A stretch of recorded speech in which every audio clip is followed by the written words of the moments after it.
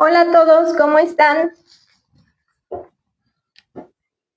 Estoy muy emocionada de poder compartir con ustedes un nuevo capítulo de Fuera del Guión. Ya saben, vamos a dar unos minutitos a que se conecte nuestra invitada que nos acompaña desde Colombia con este proyecto que es muy innovador y muy necesario para nuestras personas mayores. Su proyecto lleva por nombre Ágilmente. Unos minutitos. Y cuéntenme, ¿qué tal les va a ustedes con la memoria? ¿Se les olvidan las cosas? ¿Son muy buenos? ¿Hacen ejercicios? ¿Qué hacen para mantener su cerebro ejercitado y sano?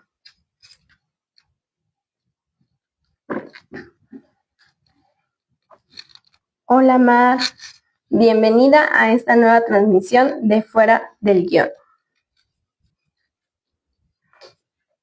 Unos minutitos, hoy vamos a estar hablando de este proyecto que se llama Ágilmente.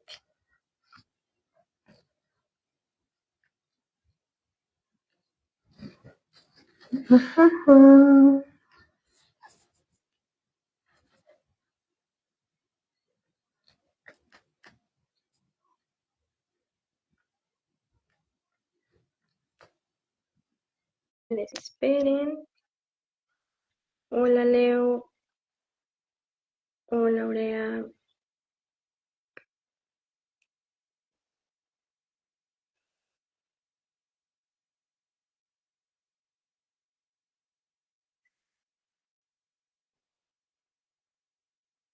Unos minutitos más.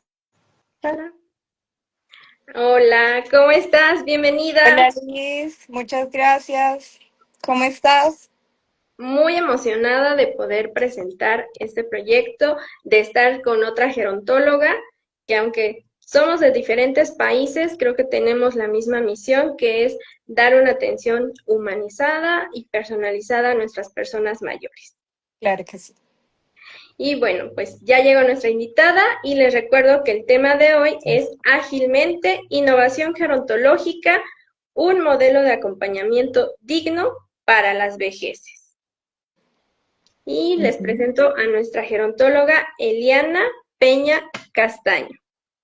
Bueno, Bueno, bienvenido. Ay, muchas gracias, tranquila. sí.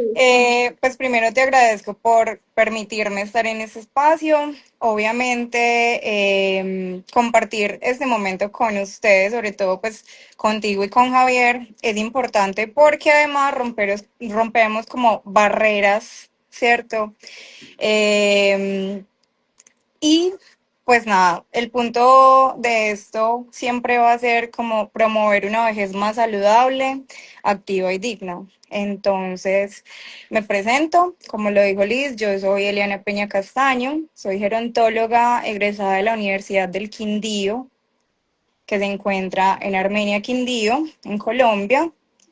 Hace aproximadamente unos 4 años, 3 años y algo, soy egresada de la Universidad del Quindío. Ujú.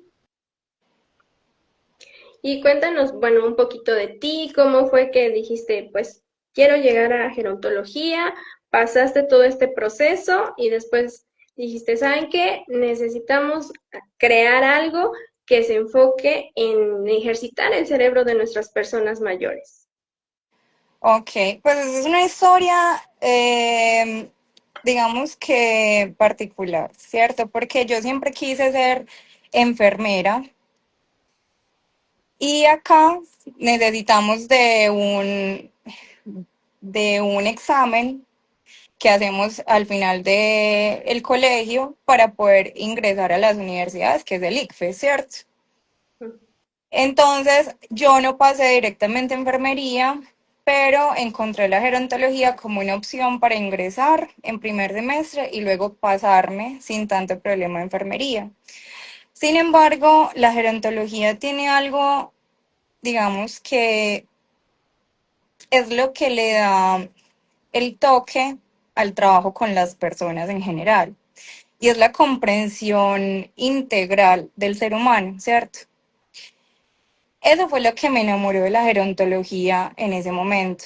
Entonces, claramente ahí empecé como el camino de la universidad y decidí quedarme, obviamente con algunos tropiezos en el camino, pero finalmente, gracias a todos los profes que tuve y que ahora son colegas, puedo decir que puedo ejercer de una manera muy humana, de una manera muy integral y justo buscando ese objetivo que es la innovación en la intervención digamos que en el curso de vida, ¿cierto?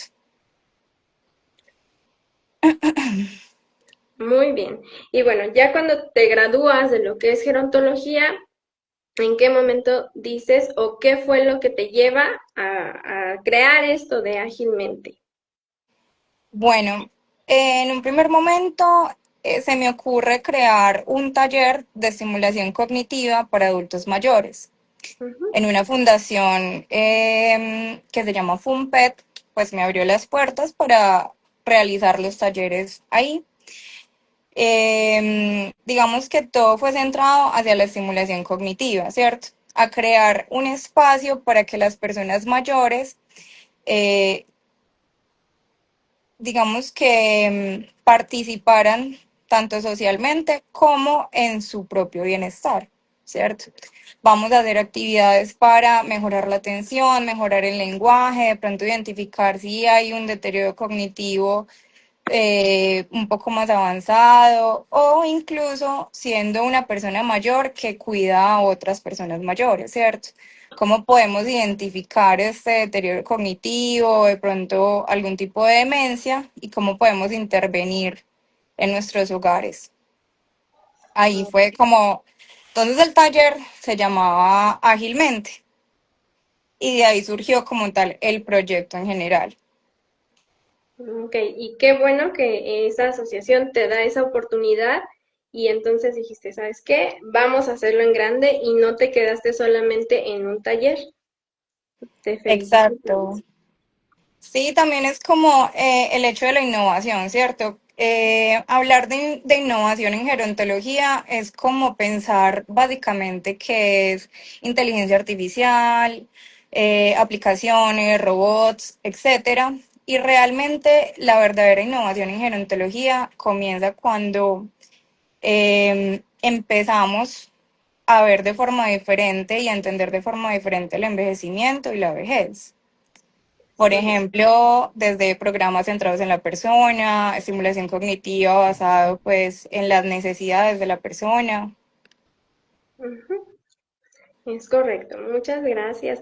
Y bueno, pues yo feliz de tenerte aquí en el programa y recordarle a nuestra audiencia que tanto México como Colombia tenemos muchas cosas en común, pero la más importante es un reto súper grande que es la vejez. Y bueno, pues Colombia también tiene cosas muy buenas. Una de ellas es que ustedes son pioneros en esta legislación de derechos para las personas mayores, también Ujú. tienen un café riquísimo, entonces pues ahí hay una chispa muy padre y esta conexión entre los países. Y bueno, ahora ya entradas en el tema, me gustaría preguntarte, esto es como un conflicto que también yo tengo, de cómo hacer esta estimulación cognitiva que sea funcional, pero sobre todo que yo me enfoco mucho que dejemos de poner siempre sopa de letras o estos ejercicios que Ujú. quedan solo en el papel, porque digo, si te van a visitar a ti como gerontólogo, pues no vas a pagar una consulta porque le pongas una sopa de letras que consigues en el puesto de la esquina. Entonces, todo tuyo el micrófono. Bueno, acá volvemos a hablar de innovar, ¿cierto? Ujú. Innovar desde la valoración gerontológica y comprender que cada persona es totalmente diferente. Cada persona tiene sus gustos, sus preferencias y sus necesidades. Entonces, para poder, digamos que intervenir de manera cognitiva, debemos saber primero cuáles son sus gustos y preferencias para poder intervenir de una manera más adecuada. Por ejemplo, si yo estoy con una persona mayor que toda su vida ha sido músico, filósofo, que tiene un posgrado, un postdoctorado. Yo no puedo llegar simplemente y decirle, vamos a hacer sopas de letras y vamos a insertar estas bolitas en este hilo, ¿cierto? No se trata de eso. Si nosotros sabemos que, digamos que es una carga más grande en el área cognitiva, pues debemos justo revisar sus preferencias y sus gustos. Entonces, vamos a hacer reminiscencia musical, vamos a empezar a hablar, por ejemplo, de que te cuente qué es lo que le gusta, por qué le gusta, autores, programas, diferentes situaciones de su vida que nos hagan que el cerebro esté estimulado y esté trabajando constantemente. No solamente con el hecho de vamos a hacer un sudoku o hacer una sopa de letras, porque pues de eso no se trata una intervención profesional. Eso, como tú lo dices, lo puedes comprar en la esquina y hacerlo todas las noches y claramente funciona. Pero lo que realmente funciona es evaluar las necesidades de esa persona e intervenir desde las preferencias y los gustos. Digamos que esa es como mi estrategia de innovación en cuanto a la valoración y a la intervención cognitiva en las personas mayores. Y aparte, eso habla de que estás actualizada, porque muchas veces decimos, ah, pues es que el trabajo del gerontólogo es muy fácil porque pues solamente es ponerle la sopa de letras o el crucigrama y ya se acabó. Entonces, tenemos que ser Ujú. muy claros en cuáles son nuestras funciones, ¿cierto? Saludos, Javi. Exacto. Hola Javier, ¿cómo estás? Y bueno, también ahí en lo que anduve curioseando en tu perfil, me pude dar cuenta que también atiendes a domicilio. ¿Qué es lo que Ujú. cambia cuando entras a este espacio que sabemos que el hogar es muy íntimo y sobre todo con nuestras personas mayores? ¿Por qué atender a domicilio? Bueno, la atención domiciliaria es muy importante porque tú como gerontólogo tienes una visión más amplia de lo que pasa en el contexto. Digamos que no desde lo familiar o de las redes de apoyo, sino desde barreras arquitectónicas, desde lo que podemos tomar como ayudas técnicas y diferentes estrategias que podemos usar en el hogar para prevenir caídas, para prevenir, digamos que situaciones importantes que alteren el bienestar de la persona mayor. Y además que podemos brindar mejores estrategias a la familia como cuidadores y que también comprendan el proceso de envejecimiento y la vejez como algo más integral, ¿cierto? Como que, bueno, vamos a cambiar esto porque es que mi mamá podría caerse, podríamos crearle una lesión, podríamos, no sé, es más como desde el punto de prevención, ¿cierto? Entonces, el estar en el contexto del hogar nos puede dar muchas alternativas para crear un plan de intervención mucho más centrado en las necesidades tanto de la persona como de la familia en general. Es correcto. Y también, bueno, a mí también me gusta mucho trabajar en lo que es atención a domicilio porque siento que ahí es donde realmente vas a conocer las rutinas del paciente, ¿no? Cómo es que se comporta, qué es lo que come, porque una cosa es cuando lo lleva el familiar al consultorio que a veces ni lo deja hablar y Ujú. una cosa pues te comportas, dices las cosas de rápido, porque tal vez en la consulta no puedas tardarte todo el tiempo, no sé, unos 45, 50 minutos o más, ¿no? Entonces, el verdadero mapa para conocer a tu paciente es dar consulta a domicilio. Entonces, yo Total, a favor de la consulta a domicilio. Y siento que hay mejoras más rápido a domicilio que cuando es en consultorio. No eso es sé, cierto. desmiénteme. Tú, Digamos que desde la atención domiciliaria hay, como ya lo he dicho, un contexto más grande en el que podemos analizar las necesidades, ¿cierto? ujú. Entonces, de ahí podemos sacar también lo que es la inclusión familiar y mejorar las redes de apoyo. ¿Por qué? Porque la inclusión familiar no es solamente, no, yo llevé a mi papá y a mi mamá con la gerontóloga y ella me dijo que ella venía una vez a la semana. No, es que la familia esté viendo qué es lo que se está haciendo, que esté viendo cómo puede ir mejorando la persona mayor y cómo ellos también pueden intervenir en su proceso de manera positiva, ¿cierto? ¿Cómo podemos cambiar el lenguaje de pronto hacia la persona mayor? Si de pronto tiene algún tipo de demencia, el lenguaje es crucial porque lo que vamos a hacer es frustrar tanto a la persona mayor como a nosotros como cuidadores. Entonces, eh, buscar la manera en la que podamos comunicarnos correctamente con nuestro familiar, con nuestra familia en general, ¿cierto? Porque digamos que la familia no es solamente el cuidador primario, sino todos los que están alrededor, los que visitan, los amigos, los vecinos, etcétera, ¿cierto? ¿Cómo podemos ir creando también una cultura de envejecimiento con base a ese círculo familiar? Ujú, es correcto. Yo a favor y concuerdo con todo lo que me has compartido. Y bueno, ya pasando al tema de las familias, precisamente, ¿cuáles son estos temores o dudas más comunes cuando te contactan por primera vez?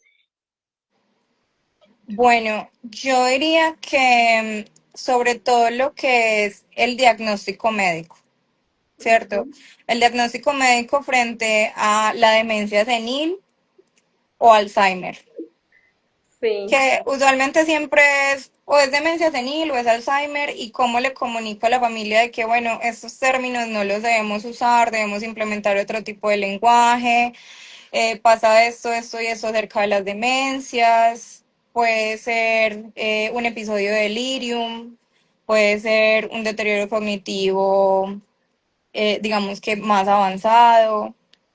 Entonces es más que todo eso, como en cuestión de que la familia comprenda que así tengamos un diagnóstico médico, muchas veces este puede eh, cambiar realmente la forma de atender a esta persona, ¿cierto?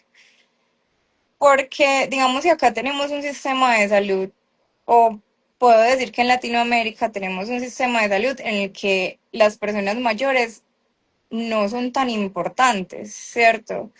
Entonces tú ya estás viejo, tú vete para tu casa que te cuiden, no pasa nada, pues igual estás en la última etapa de tu vida, ¿cierto? Y ese sí. pensamiento es justo lo que tenemos que innovar como profesionales en gerontología, es comprender que por más viejos que estemos, también tenemos un proyecto de vida, también tenemos un tratamiento, también tenemos una inclusión social, tenemos un contexto familiar, social, etcétera, ¿cierto?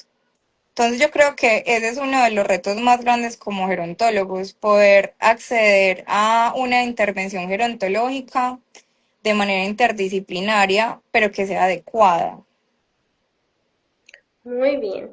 Y bueno, ahora que sabemos todo esto, me gustaría que me dijeras, por ejemplo, si tú te has topado con estas situaciones, tal vez solo pasa en México o también compartimos esto de que nos encontramos con la familia que en este afán de proteger empieza a anular pues las decisiones de las personas mayores, ¿no? El no camines, no comas esto, yo decido por ti. Entonces, pues, tú en Ágilmente, ¿cómo manejas esa línea entre cuidar o sobreproteger y que Ujú. le resta autonomía a la persona mayor? ¿Cómo lo manejas? Bueno, digamos que una de las formas más adecuadas de intervenir en estas situaciones es educando a la familia frente a esta nueva situación, que comprenda el contexto como tal, qué es lo que está pasando, por qué está pasando, y no es simplemente es que mi mamá o mi papá está viejo o es una persona mayor y ya, dejémoslo así, o podemos hablarle e infantilizarlo de la manera en que queramos. Es también darles a entender que cuando tenemos como esa asistencia constante, vamos a crear una dependencia aprendida, ¿cierto? Porque el cuerpo se va simplemente quedando ahí, igual que el cerebro, se va oxidando. Y si no permitimos que realice las actividades de la vida diaria por sí mismo, si todo el tiempo estamos diciendo, no haga esto, no haga lo otro, porque es que está viejo, porque es que se va a caer, porque es que usted ya, usted lo que vamos a ir creando es una frustración a nivel generalizado, ¿cierto? Desde la familia como a la persona mayor. Entonces es hacerles comprender que muchas veces la familia comete muchos errores en el cuidado y el acompañamiento. Y justo es por la diferenciación de esos dos conceptos, ¿cierto? Una cosa es cuidar, sobreproteger, obligar a que esté bajo mis parámetros de cuidado, y otra cosa es acompañar, ¿cierto? Vigilar, estar pendiente, de pronto ayudarlo en lo que de pronto al movilizarse, al hacer alguna tarea que conlleve un poco más de esfuerzo, está bien, pero no inutilizar a esa persona solamente por el hecho de ser mayor. Es correcto. Y bueno, cuando esto pasa, obviamente que la persona se vuelve más dependiente. Y aquí es donde nos encontramos con que ya el cuidador primario pues se siente agotado con esta sobrecarga. Entonces, ¿qué consejo le darías a los cuidadores que nos están viendo aquí? Bueno, mi consejo sigue siendo más hacia el punto de autoeducarnos, ¿cierto? Ujú. Ahora tenemos las puertas abiertas de la tecnología justo para que nos dé una guía de cómo podríamos interactuar en este caso, ¿cierto? Tenemos el síndrome del cuidador quemado, burnout, etcétera. Y cuando tú pones el hecho de una palabra básica como cuidador o adulto mayor, te puede salir una serie de información que te ayude no solo a llegar a un profesional indicado, sino a una reflexión sobre lo que estás haciendo mal o lo que podrías estar haciendo mal, ¿cierto? Es educarse al respecto. Si yo tengo que cumplir un rol como cuidador en mi familia, yo debo tener también esa capacidad de buscar qué puedo hacer por mí mismo, qué puedo hacer por mi propio bienestar y qué puedo hacer para intervenir de la manera más adecuada, ¿cierto? Entonces, por eso todos estos espacios son importantes porque vamos creando, digamos que un algoritmo de información que le puede llegar a todas las personas en el momento indicado o cuando ellos deseen buscarlo. Entonces, hablar del tema es supremamente importante porque vamos llenando las redes sociales y vamos generando dudas y cuestionamientos al respecto, justo para que las personas, digamos que intervengan en esto que les está afectando, ¿cierto? Muy bien, muchas gracias. Y también, bueno, pues la pueden contactar, aunque no sean de Colombia, las redes nos conectan y Elian con mucho gusto les puede dar consejos, asesorarlos, acompañarlos. Entonces, no duden en buscarla, seguir su página. Y bueno, también he visto que muchos de nosotros profesionales estamos buscando fortalecer para erradicar estos modismos de infantilizar a nuestras personas mayores. Por ejemplo, aquí en México les decimos o les dicen los viejitos o los abuelitos, cuando ni son nuestros abuelos, ¿verdad? Pero, ay, el abuelito. Entonces, en Colombia sé que también hay términos que están muy arraigados y que todo el mundo dice, es que es por cariño, es que no se lo digo con mala intención, ¿no? Entonces, ¿qué es lo que hacen ustedes o tú para combatir estos modismos que son ciertamente, pues, edadismos y hacen que la persona se sienta mal? Bueno, ahí podríamos hablar de lo que es cultura de vejez y envejecimiento, ¿cierto? Cuando Ujú. empezamos a hablar de qué es vejez, qué es envejecimiento, cuáles son sus diferencias, también tenemos que empezar a hablar de cuál es la forma más adecuada para referirnos a los contextos de estos términos, ¿cierto? Por ejemplo, yo en este momento soy docente de un técnico laboral en cuidador de pacientes encargada del área de paciente geriátrico. Entonces, los estudiantes hablan mucho sobre abuelitos. Es que los abuelitos y es que los viejitos y es que todo eso. Bueno, lo que yo hago como docente es darles a entender, primero, cómo se sentirían si una persona desconocida llegara a tratarlas como viejitos o abuelitos, ¿cierto? O mi Ujú. rey, mi lindo, mi... Todo eso, nada que ver. Y yo, por favor. sí. Entonces, eso es algo muy particular, sobre todo en los cuidadores que están pues como en mis grupos, que siempre son como que no, pero es que uno lo hace como para que se sienta más querido, más esto, más lo otro. Y yo, mira, tú puedes intervenir de una manera mucho más integral y profesional y creando mejores vínculos con el paciente, diciéndole por su nombre o preguntándole de la manera en la que él quiere que tú le digas, cómo quiere que te refieras hacia él, que diciéndole simplemente abuelito. ¿Por qué? Porque también tenemos, digamos que el componente psicológico y emocional. Cosas como una palabra simple como abuelito puede también intervenir en su proceso y puede traer, digamos que, comportamientos agresivos o situaciones en las que él se sienta afectado por un problema familiar que tuvo en algún momento o tiene en este momento. Entonces, es que comprendan que cada persona es única y diferente y debemos, digamos que recurrir a preguntar cómo esa persona quiere que nos refiramos hacia ella, ¿cierto? Es correcto. Dice, buenas noches, qué gusto estar aquí con ustedes. Un saludo, Mónica Murillo.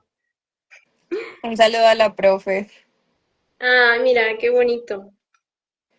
Y bueno, Sí, en consulta, ¿te ha pasado alguna experiencia, alguna anécdota bonita o curiosa o que digas, ¿sabes qué? Eso me hizo entrar como en esta crisis existencial de, ay, ¿cómo resolver esta situación? ¿Que nos quieras compartir?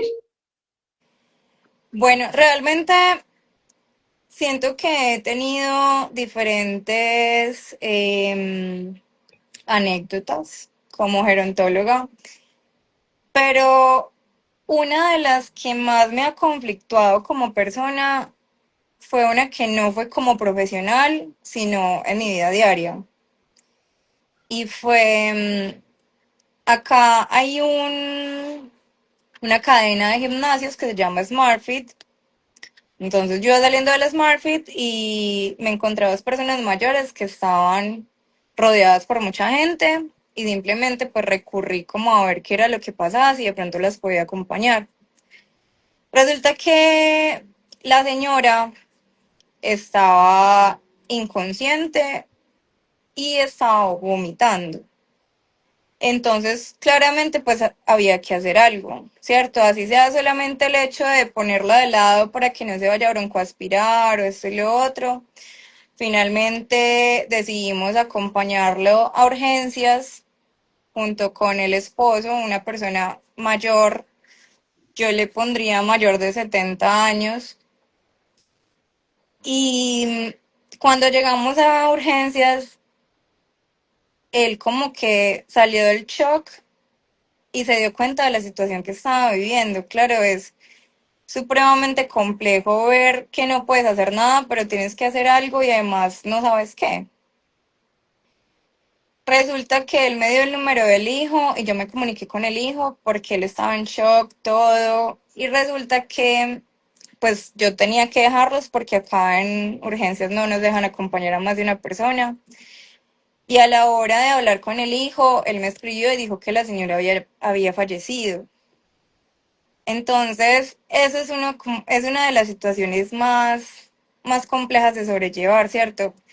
Y es el duelo por alguien que ni siquiera hace parte de tu contexto familiar o incluso laboral o incluso, no sé, en la vida en general. Alguien que ni siquiera conoces y cómo duele el hecho de no poder haber hecho algo más por esa persona. Creo que es uno de los conflictos más grandes que he tenido en mi carrera y ni siquiera como profesional. Sí, que nadie nos prepara para situaciones así, ¿cierto? Exacto. ¿Alguna otra anécdota que nos quieras compartir? Y mira qué bonito comentario te puso tu profe. Dice, qué orgullosa me siento al escuchar a mi exalumna y hoy en día colega. Muchas Ay, gracias, profe. yo, ay, qué bello.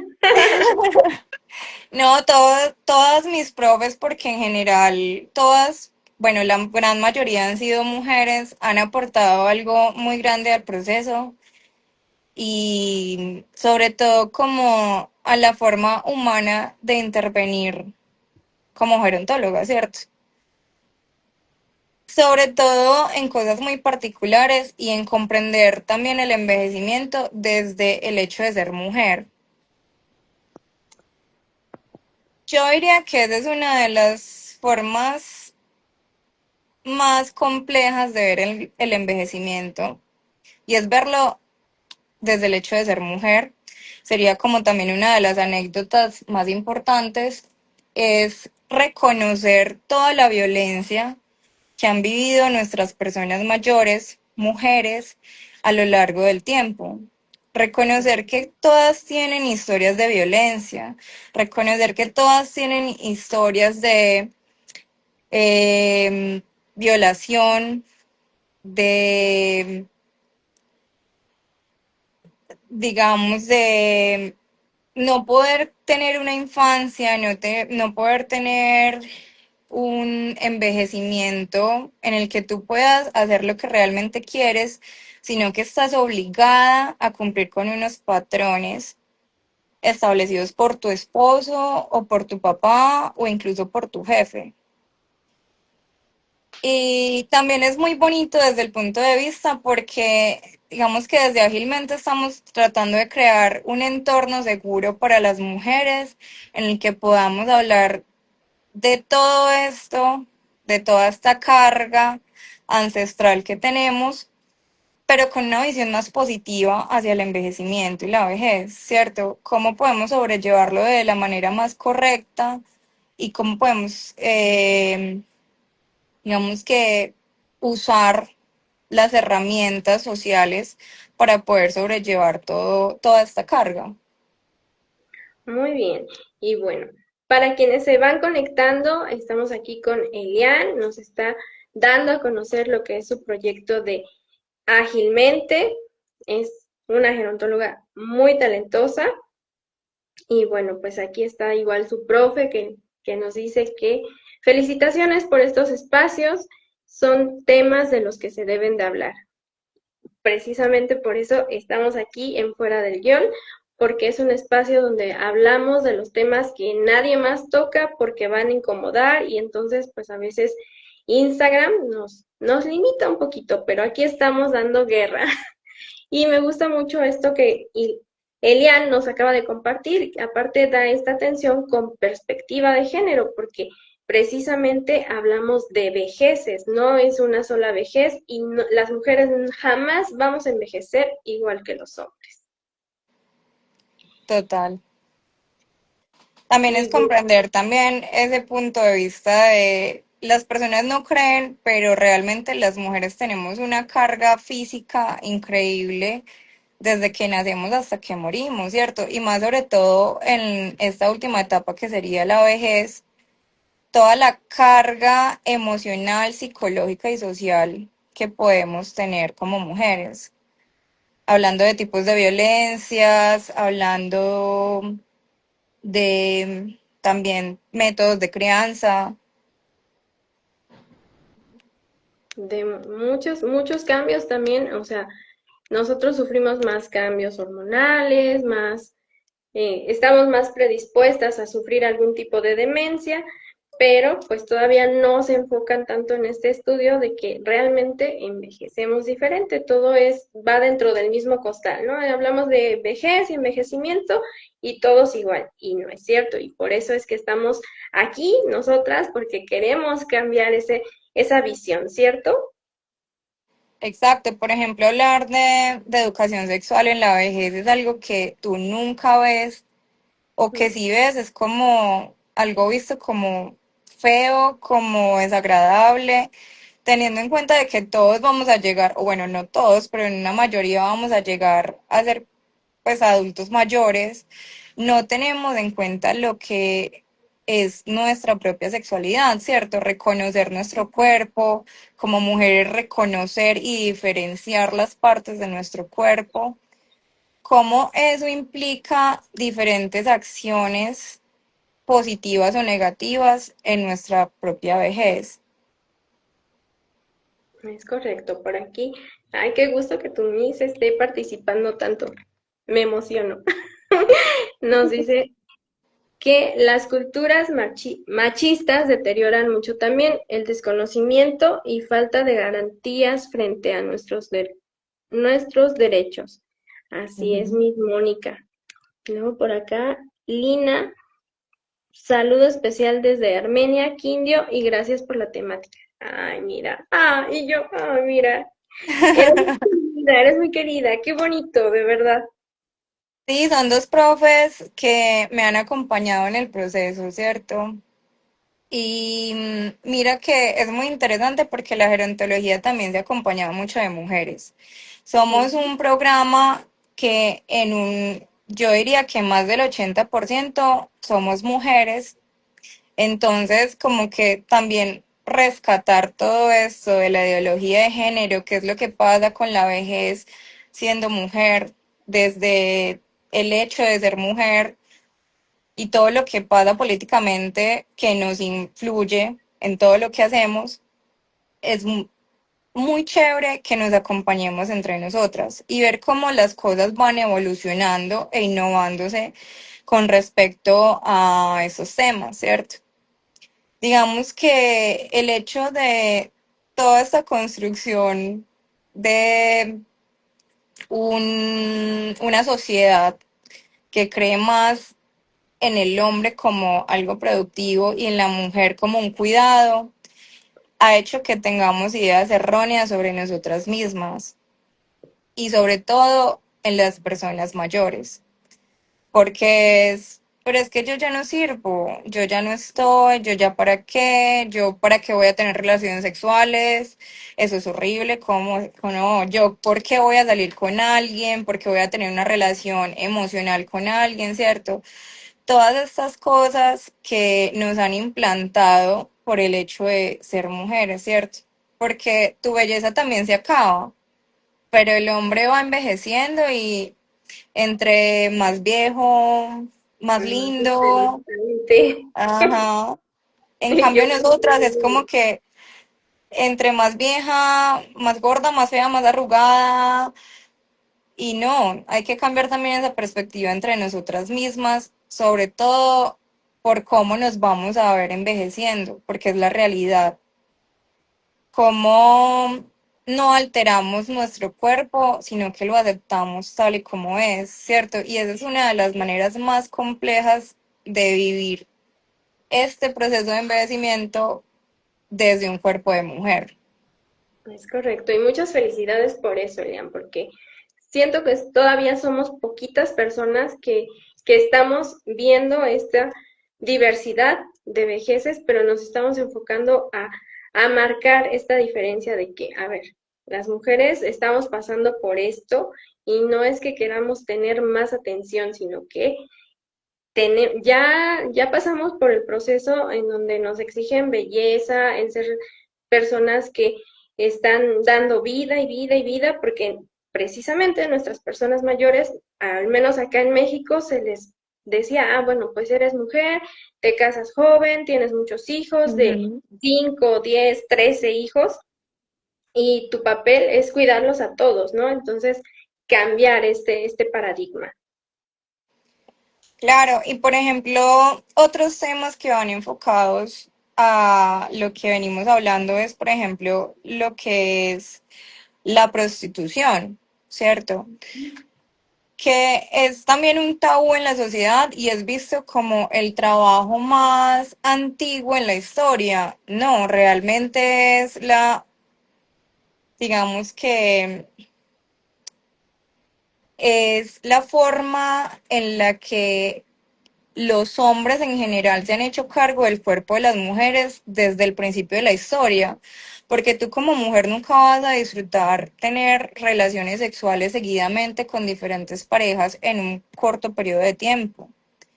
Y eso se ha, digamos que romantizado en todo el mundo y es, no, pero es que a ella le gusta, no, pero es que es un trabajo. No, no es un trabajo, es una explotación sobre el cuerpo de la mujer. Y también habla de cómo envejecemos las mujeres en esos ámbitos, ¿cierto?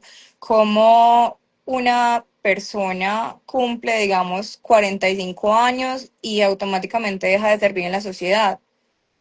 ¿Cómo deja de servir en cuanto a lo sexual, en cuanto a lo reproductivo, en cuanto a la belleza? ¿Qué le entregas a la sociedad frente a lo que tú eres, como te ves y no como lo que puedes hacer? Es correcto, y pues también nos habla de esta brecha salarial que sigue existiendo, porque si no existiera esto, entonces no se seguiría pues practicando este trabajo, ¿no? Que es romantizado, como tú lo dices. Y bueno, la misma Mónica nos dice, aquí tenemos tantas oportunidades, colega, y las rutas de la longevidad tenemos una inmensa oportunidad. Ceci nos dice, tenemos que sentirnos orgullosas de nuestro cuerpo. Tengo 72 años y estoy feliz de cómo transformé mi vida. Muchas felicidades, Ceci. Todo un ejemplo. Tenemos más saludos. A ver, por acá nos dice Miss Mónica, las rutas de la longevidad que yo llamo nos permiten abordar todos los temas. Las y los invito a que me sigan en LinkedIn para construir uniendo países. Y como dijo Elian desde el principio, ¿no? Romper estas brechas de, no, pues es que tú estás en Colombia, pero tenemos el mismo objetivo, hacer innovadora la gerontología y no estancarnos y sobre todo no ponernos el pie, sino impulsarnos. Exacto. Por ejemplo, yo he estado en diferentes encuentros virtuales en la que hay muchos profesionales que creen que la gerontología le está haciendo como el, a ver, como copiando todo Ujú. lo que es geriatría. Entonces, por ejemplo, habían médicos que hablaban de la gerontología como que no, no, pero es que tenemos geriatras ya, eso es lo que importa. Y también es de educarnos como profesionales en que, bueno, la gerontología tiene un lugar en la sociedad justo por las necesidades que hay. No es algo que nos inventamos de la noche a la mañana. Entonces, digamos que el acceso limitado a los servicios especializados es lo que hace que nuestra carrera no sea vista desde el punto que nosotros necesitamos que la sociedad lo entienda, ¿cierto? No como las personas que llevan sopas de letras o que solamente atienden a personas mayores con demencias o deterioros cognitivos o baja escolaridad, sino como las personas que ven el envejecimiento como un aliado para un bienestar, ¿cierto? Como ven a las personas también que tienen posgrados, que tienen, digamos que, un nivel de escolaridad bastante alto y qué podemos hacer como gerontólogos para intervenir ahí. Porque yo siento que acá nos han enseñado mucho o nos hacen ver la vejez como todos estos grupos poblacionales de violencia, pobreza, etcétera, pero también tenemos otros grupos poblacionales en los que hay personas mayores, digamos, que nos pueden enseñar a nosotros muchas cosas y sobre todo cómo innovar en la gerontología. Digamos que esos son grandes retos en la gerontología. Es correcto. Y bueno, por ejemplo, acá en México, la verdad me da mucha tristeza, pero nos tienen encasillados a que los gerontólogos somos solamente cuidadores, solamente eso. Los cambiapañales, los cuidaviejitos, que ojo, yo respeto y apoyo mucho el trabajo de los cuidadores, pero creo que debemos de cambiar nuestra visión de que los gerontólogos no somos cuidadores y aparte somos mal pagados, digo, 56 pesos mexicanos la hora, ya después haces tú la conversión a moneda colombiana, pero realmente es muy poco y no nos valoran o nos... Hay como estas rencillas entre otros profesionales de la salud que dicen, no, es que tú haces el trabajo del fisioterapeuta, tú quieres hacer el Ujú. trabajo del geriatra, y bueno, ahí están unos dimes y diretes, y por eso es que también siento que no avanzamos en este tema de la importancia de que tenemos los gerontólogos y la gerontología. ¿Cómo es la situación allá en Colombia? Bueno, acá es muy parecido realmente. O sea, Ujú. yo como docente del técnico laboral en paciente de cuidador, de, ¿qué? Cuidador de pacientes, perdón. Eh, Entiendo mucho de contexto porque ellos ni siquiera saben qué es gerontología, qué es geriatría y piensan que, por ejemplo, un gerontólogo es lo mismo que un geriatra o que un gerontólogo es una persona que se encarga de gerenciar algo. Sí. O simplemente cuando hablas con una persona del común, piensan que la gerontología es justo lo que hace un enfermero auxiliar o un enfermero, que es cuidado, acompañamiento, asistencia, cambio de pañales, cambio de medicamentos, etcétera.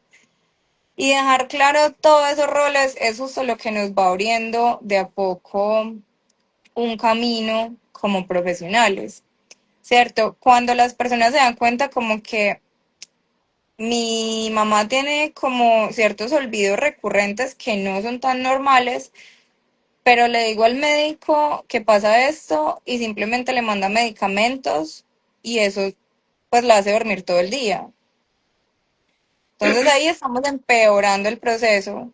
No estamos diciendo que el médico no cumpla su labor, sino que nosotros como gerontólogos debemos intervenir más firmemente desde un trabajo interdisciplinario. Que digamos que todo lo que es un profesional en salud sepa qué es lo que hacemos para podernos apoyar entre nosotros y poder hacer un trabajo más integral. Por ejemplo, yo tengo un proyecto que se llama Aurea, que queda en Quimbaya, Quindío. Digamos que es un proyecto que es un centro de estimulación para personas mayores, ¿cierto?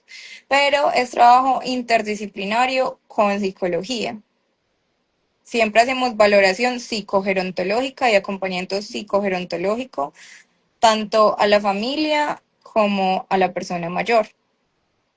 Entonces es empezar también a dialogar con los profesionales en salud, como que, bueno, mira, tú eres terapeuta ocupacional, tú eres, no sé, médico general, eh, psicólogo, cómo podemos interactuar desde lo que sabemos para crear un buen proyecto en la sociedad que mejore el bienestar no solamente de las personas mayores, sino de todos los que vamos envejeciendo, ¿cierto? Hasta llegar a este punto y que lleguemos con una buena calidad de vida, con autonomía e independencia. Y qué importante esta alianza que tienes con psicología, porque recordemos que también nuestras personas mayores tienen muy en este tabú de que, ah, es que yo no puedo ir al psicólogo porque no estoy loco, ¿no? Entonces Ujú. sigue siendo una profesión que se sigue teniendo este miedo, este tabú, el de no lo necesito porque, insisto, acá lo dicen mucho, no estoy loco. Entonces, al unir la gerontología con la psicología, vemos que hay un avance y que puede ser beneficioso para las personas mayores y no precisamente porque estén locos. Exacto, y por ejemplo, como un empalme de las dos áreas nos puede ayudar a comprender toda la carga ancestral que tenemos emocionalmente y cómo eso interactúa ahora en la sociedad, ¿cierto? Cómo los tipos de crianza de hace 100 años ahora los vemos de una manera totalmente diferente, pero cómo eso ha interactuado emocionalmente y psicológicamente en las personas. Cómo hemos hablado de la crianza desde una parte, por ejemplo, violenta, con total normalidad, ¿cierto? Ujú. Entonces, digamos que este empalme nos puede ayudar a solucionar diferentes situaciones en el proceso de envejecimiento, sobre todo para soltar todos esos tipos de violencia que nos han implantado por miles de años y empezar a crear un espacio seguro entre nosotros mismos y sobre todo un espacio seguro entre las mismas personas mayores. Muy bueno esto. Y bueno, vamos a leer los últimos comentarios de esta transmisión. Nos dice Noemí, qué tema tan importante, la exposición muy clara y abierta, felicitaciones. Y Lina nos dice, felicitaciones, Eliana, valiosas experiencias enaltece nuestra profesión. Saludos. Ah, corazoncito. Ah, yo, ah. Sí. Y bueno, Elian, ya para cerrar, ¿qué es o qué mensaje te gustaría con que se quedara nuestra audiencia o la familia o la persona mayor que nos está viendo? Sobre todo, pues muy enfocado a todo este tema que estuvimos trabajando o algún ejercicio, alguna dinámica también para que ellos fortalezcan su cerebro, su autoestima. Bueno, Adelante. digamos que en cuanto a lo que podemos hablar de estrategias para que las personas usen en sus hogares, es primero comprender que la persona mayor no actúa de una mala manera o de una manera en la que nos estrese profundamente o en la que nos altere solamente porque quiere.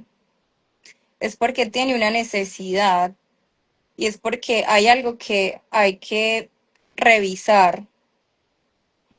Y si lo hacemos desde una forma profesional, una intervención profesional, vamos a generar bienestar tanto en la persona como en la familia o el cuidador. Y digamos que la reflexión final sería como que la pregunta no es cómo hacemos que las personas mayores se adapten al mundo actual, sino cómo transformamos o creamos nuevas estrategias en la comunidad para poder envejecer con dignidad, ¿cierto? Desde la autonomía y desde la participación social. Es correcto. Y yo estoy encantada, de verdad, encantada de todo lo que nos has compartido.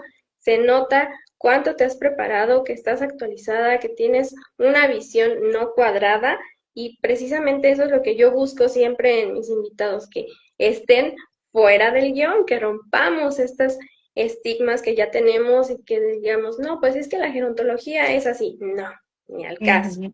Y bueno, Elian, ¿nos puedes recordar tus redes sociales? ¿Cómo te pueden contactar, agendar? Agenden, por favor. Ay, yo, agenden, por favor.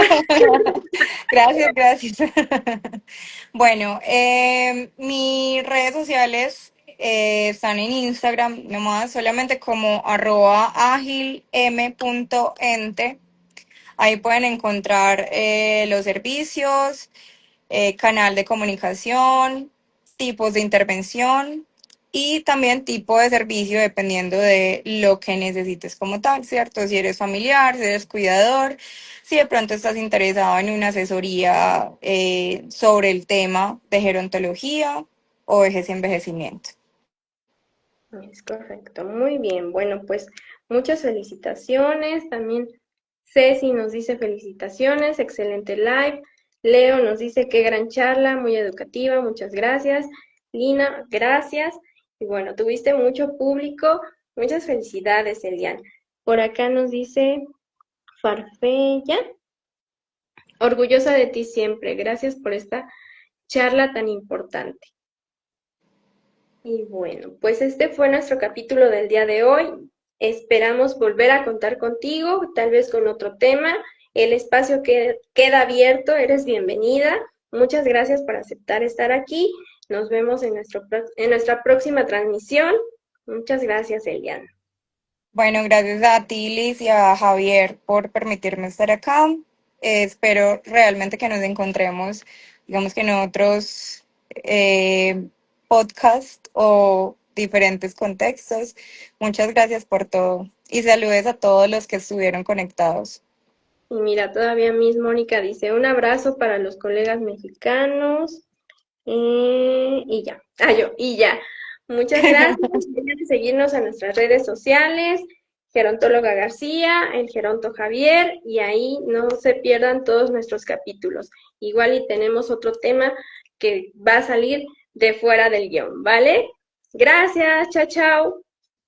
Chao, Liz, muchas gracias, que estés bien. Un abrazo. Igualmente.